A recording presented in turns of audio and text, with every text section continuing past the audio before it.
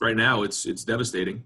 And there's this time of mourning, but we're focused on this, of getting this season in the spring or winter or however you call it going in January. So we have something to work towards, and it is going to be very, very difficult. This whole year has been difficult, but we're going to stick together and work through it. And it's going to be difficult for a lot of people. There's no question. It hurts.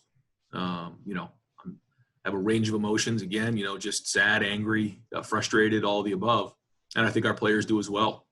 But they're a mature group. I think you just really be impressed by the way that they've handled themselves. And, they feel like they've had something taken away from them. But at the same time, we're really getting this thing, focused on what's next. In my opinion, our staff, we've met on this with Gene. And I think that starting, the first week of January would be the best way to go. An 8-week season. And that way there is some separation between that season and the next season. And, allow some of the mid-year guys to come in and possibly, play a 2-for-1. They get 2 seasons in 1 calendar year, which, the recruits I think would be really excited about. Describe what that meeting was like with your players, the emotions that were in that room. Yeah, one of the hardest conversations I've ever had to have, certainly the hardest meeting I've had.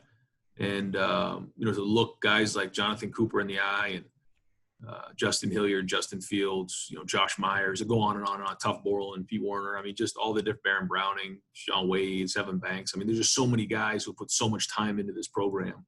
And I mean, it was an awful meeting. But the message was that, life, things get taken from you. And this kind of got taken from us right now. And that although it's hard, they'll draw back upon this as a way to, kind of use it as a reference point when things go bad in their life. We learn a lot of life lessons in football, and we're going to have to learn how to work through this. And while we don't understand it, we're going to have to be strong and work through adversity and stick together in the end. That's what it's about. And our culture's all built on fight. That's the term, fight. And we got to fight to stay strong and can't let the human element kick in. But you don't just wake up the next morning and everything's fine. Not when you invested this much time and effort into it. It's not fine. It's devastating. And so it's going to take some time to heal. But as we keep putting one foot in front of the other, we're gonna get going again. You, Scott Frost, Jim Harbaugh, and James Franklin were all pretty vocal on Monday and Tuesday about trying to play any way possible this fall, and that you said you would fight for that. Is it your understanding that there's no way that those 4 teams could play or scrimmage or do anything this fall? Is the door fully closed on any kind of game? That's a fluid situation. And, I know, Gene and I talked again this morning at length about this, and we're still exploring all those options. I know yesterday, you guys kind of grabbed them walking out of the facility and maybe at a bad time, but no, I mean, this thing's moving, it's changing, and we are looking at everything. I can promise you that.